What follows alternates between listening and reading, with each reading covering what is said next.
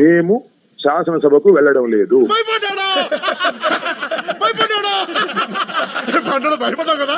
మాకు ప్రతిపక్ష హోదా ఇస్తే వెళతామని చెప్పాము.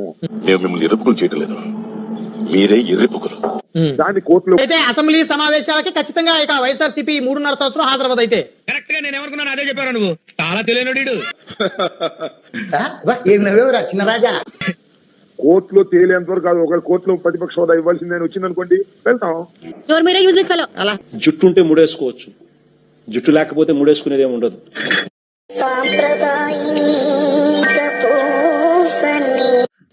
నీకు అసలు సిగ్గు, శరం, బుద్ధి, జ్ఞానం, రోషం, పౌరుషం, మానం, మర్యాద ఏమైనా ఉన్నాయా?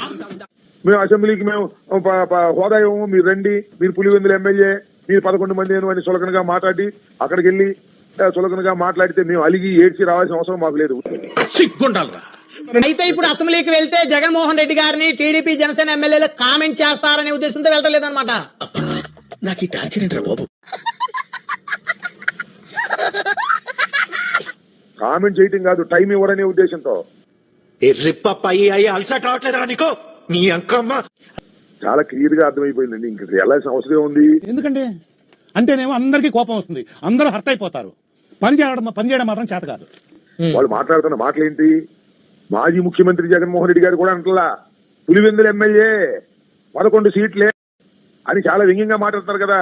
లేదు పెద్ద లేదు, ప్రతి నా పెళ్లి గురించి మాట్లాడుకునేవాడే. సార్ దమ్ముంటే మీ 11 మంది వైసీపీ ఎమ్మెల్యేలు రాజీనామా చేసి ఎన్నికలకు రండి అని అంటా ఉన్నారు. ఏం మాట్లాడుతుంటావు? పొద్దు నేను తాగుంటావా?